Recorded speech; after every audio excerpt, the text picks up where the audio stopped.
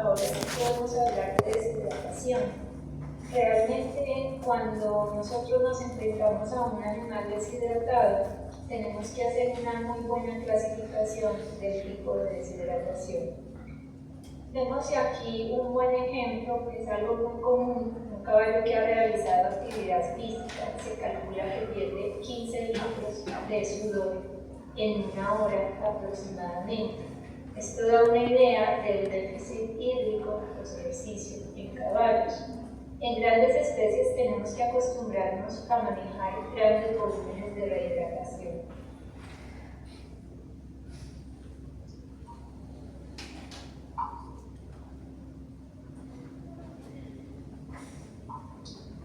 Cuando hablo de clasificar la deshidratación, tenemos que empezar, primero que todo, por una buena anamnesis, porque la clasificación de la deshidratación se basa en la evolución, las pérdidas que ha sufrido el animal y como también las complicaciones que vamos a ver más adelante.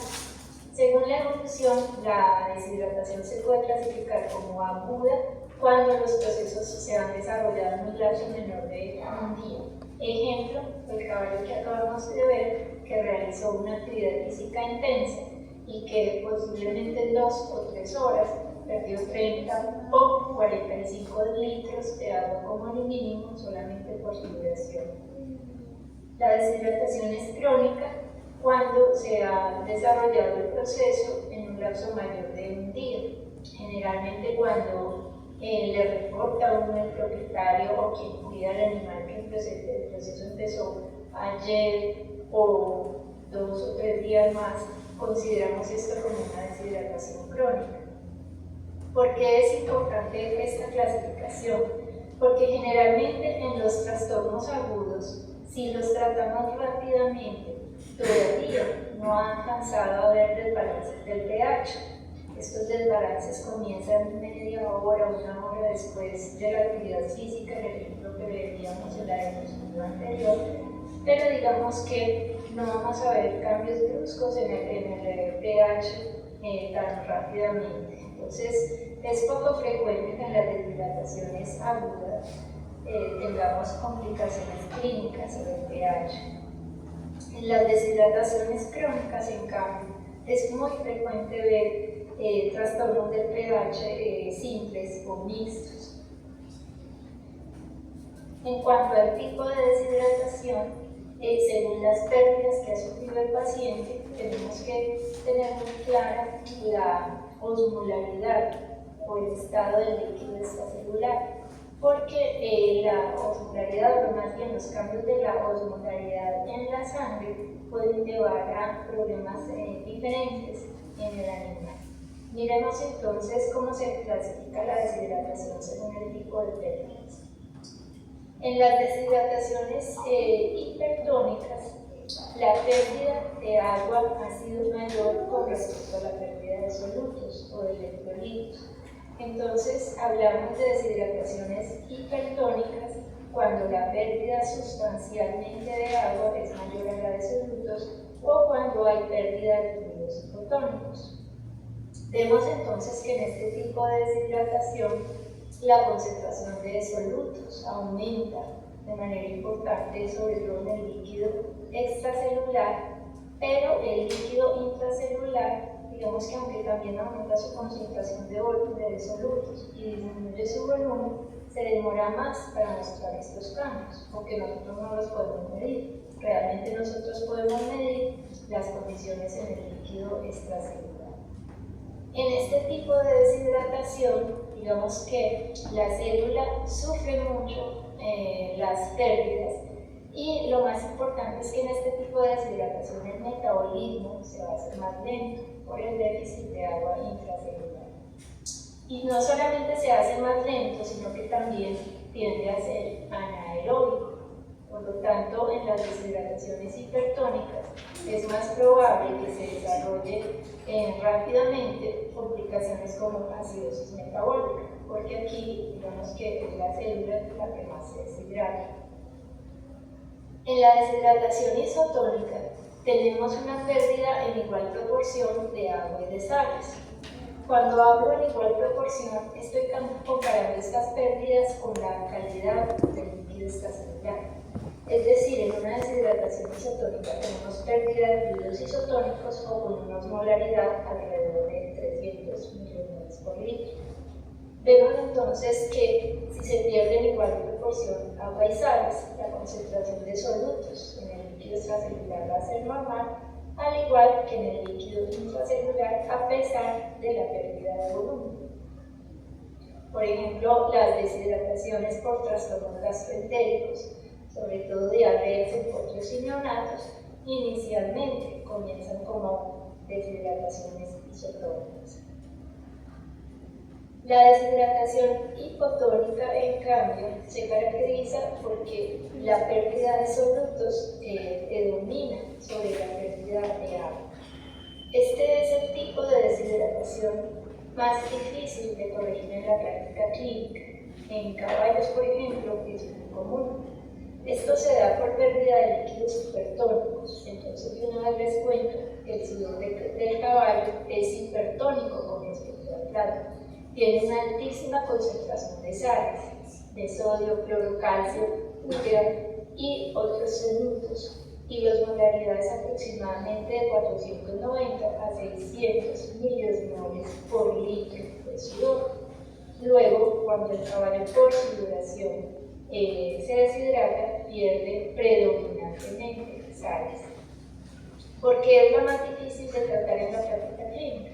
Porque es más difícil corregir desórdenes específicos de electrolitos, pero también porque el caballo en estas condiciones no es que se ayude mucho, porque no se dispara la sensación de sed, y no se dispara porque al no estar aumentada la osmolaridad, no hay quien estimule a los osmoreceptores y en general al centro hipotalámico de la sed y a este mecanismo fisiológico de defensa que es innato. De manera que podemos ver un caballo post ejercicio muy deshidratado, pero que no quiere beber agua. Aquí vemos entonces que la pérdida de volumen es importante, pero la concentración de solutos disminuye en el líquido extracelular más tardíamente en el líquido intracelular. En el líquido intracelular también vamos a tener inicialmente una pérdida de volumen, pero como ven ustedes en la flecha de acá, después, al cabo de unos minutos, vamos a tener incluso un aumento del líquido intracelular. Esto se conoce como el secuestro de agua intracelular. Y sucede porque al estar más concentrados los solutos dentro de la célula al inicio de este proceso de deshidratación con respecto a la osmolaridad del plasma, digamos que por ósmosis el agua se va a ver arrastrada o atraída hacia las células y adicionalmente al volumen perdido por sudoración, que inicialmente se perdió del intersticio y del espacio extracelular, vamos a tener una pérdida adicional por secuestro intracelular. Entonces aquí vemos que en estos casos quien más sufre la pérdida de volumen es el líquido extracelular. Y por esto el riesgo inminente en este tipo de deshidratación es el choque hipovolémico. Y hay que tratarla con mucha rapidez, hay que tratarla con mucha precisión y seleccionar muy bien la solución que se va a suministrar en estas situaciones. Vemos aquí unos ejemplos de deshidratación hipertónica. Tenemos entonces el primero, pues la hipodipsia, aunque la literatura lo describe, y hay uno que otro caso reportado en revistas. Es un trastorno neurológico raro, tanto en equinos como en bovinos, aunque hay reportes. Más bien en equinos sería más frecuente decir que la disfunción de la placa intermedia como trastorno metabólico afecta de manera importante el consumo de agua. Vemos además que otra causa de la deshidratación hipertónica es la falta de ingestión de agua, como sucede a veces en largos periodos de transporte, donde se hagan las paradas obligatorias o se trata de hidratar al animal, de todos modos el consumo no va a ser igual porque estará compresado. En caballos de salto que están más acostumbrados a viajar, esto digamos que no lo vemos tanto. Lo vemos más en caballos que no están acostumbrados a ratos diarios. Igualmente también en bovinos vemos cómo esto los afecta de una manera muy importante. Bien, otra causa de deshidratación hipertónica son las pérdidas pulmonares cuando hay fiebre, sobre todo en animales, enfermeros y otros. Cuando hay hiperventilación o en ambientes muy cálidos, las pérdidas de vapor de agua por la respiración son realmente importantes en grandes especies, no las debemos despreciar. Y cuando hay trastornos digestivos ya crónicos, es decir, esas diarreas enfermeros o otros que ya llevan más de 2-3 días, ya digamos que la osmolaridad del plasma empieza a aumentar, empieza a cambiar sustancialmente y se torna hipertónico el animal. Para este tipo de deshidratación, lo indicado sería utilizar soluciones hipotónicas. Entre las soluciones de hidratación venosa hipotónicas, la más fácil de conseguir, la más económica, digamos que la mejor por su hipotonicidad es la solución salina al 0,45% o la solución salina hipotónica, que tiene una osmolaridad de 154 mg por litro. Tiene sodio, cloro, en agua, un SP, y simplemente pues tiene estos dos electrolitos, de manera que no aporta muchos solutos a la sangre. En cuanto a la deshidratación isotónica, tenemos como principales causas trastornos gastrointestinales, diarrea, reflujo, pero debo aclarar que en estados agudos, es decir, en los inicios, al primer día, al segundo día, vamos a tener una pérdida en igual proporción de agua y sales por esas secreciones provenientes del tracto gastrointestinal. Con frecuencia, estas pérdidas están acompañadas de complicaciones o alteraciones del pH, en estados de alcalosis metabólica o acidosis metabólicas. También las hemorragias conllevan a una deshidratación isotónica, pues en efecto si lo que se está perdiendo es la sangre, entonces tenemos una pérdida en igual proporción de agua y sal del líquido extracelular, más aún de proteínas. La pérdida de plasma se da en equinos cuando hay quemaduras extensas de la piel o soluciones de continuidad extensas de la piel. El plasma simplemente por daños de la capilarización sale, se evapora continuamente y de esta manera las quemaduras pueden llevar a que un paciente sufra de una deshidratación isotónica. En bovinos, a diferencia de los equinos, la sudoración conlleva una deshidratación isotónica, porque el sudor del bovino tiene una osmolaridad muy similar a la de la sangre y mucho menor a la del equino. La terapia de hidratación para este tipo de deshidratación pues, es considerar las soluciones isotónicas siempre y cuando tengamos en cuenta qué tipo de trastorno del pH existe, si una alcalosis o una acidosis. Soluciones salinas isotónicas, pues digamos que no son las ideales para tratar este tipo de desórdenes. Más adelante veremos que hay soluciones mejores, más completas, que aportan más en la pérdida de electrolitos y que además me ayudan a solucionar a través de buffer los trastornos del pH. La deshidratación hipotónica, como lo mencioné, es la más difícil de corregir. Como causas de este tipo de deshidratación tenemos el uso de algunos diuréticos como los diuréticos de asa, donde hay una pérdida importante de sodio, cloro y potasio en la orina. Y adicionalmente en los equinos, pues la sudoración por pérdida de un fluido hipertónico. Aquí lo ideal es tener terapia de hidratación con soluciones hipertónicas.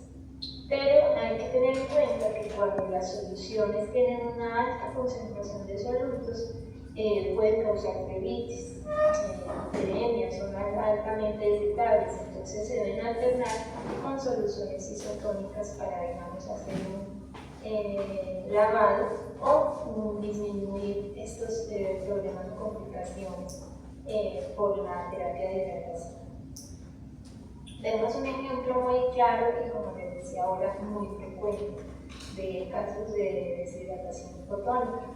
Esta es una gráfica que me gusta mucho para explicar por qué en la deshidratación isotónica o hipotónica se debe tratar al paciente tan distinto. Y esta foto nos muestra la realidad de lo que explica esta gráfica. Miremos entonces la gráfica primero. En este caballito vemos que tiene una concentración plasmática de sodio de 148 miliequivalentes por litro. Es decir, si el sodio está normal o ligeramente aumentado. Esto quiere decir que la osmolaridad está normal o ligeramente aumentada. Este caballito tiene una deshidratación apenas del 5%, o sea, de grado 1. Y lo que él piensa es, bueno, yo podría beber hasta agua si me la ofrece. Es decir, este caballo siente sed y va a buscar líquidos para beber de manera voluntaria.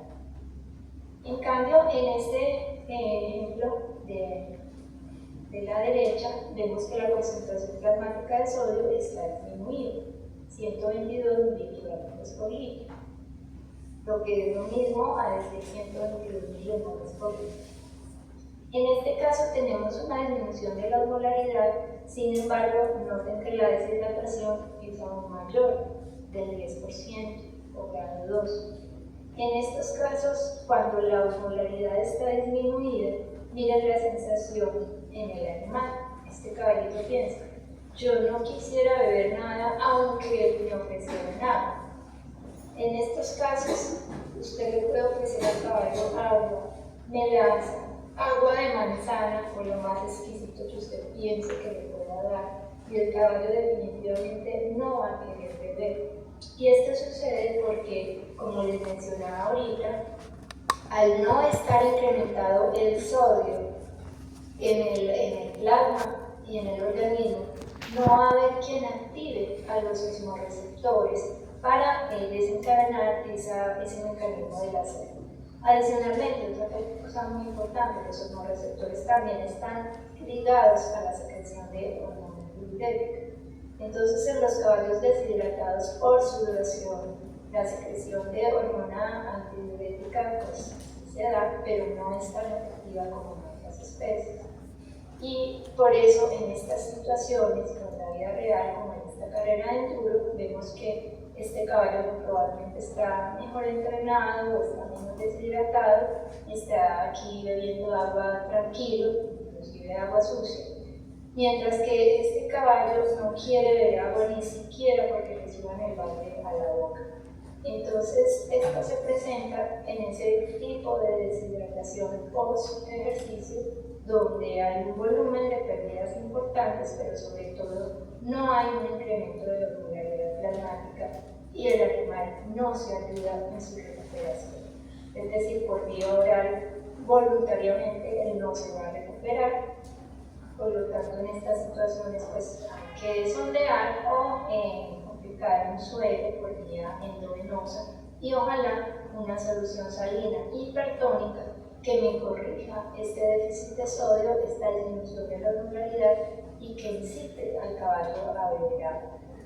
Otra solución muy práctica es ofrecer un puñado de sal, meterlo en la boca del animal pulgadito por carrillo para que él consuma esta sal y de esta manera cuando se absorba la osmolaridad aumente y él voluntariamente empiece a buscar agua o empiece a buscar algo para beber.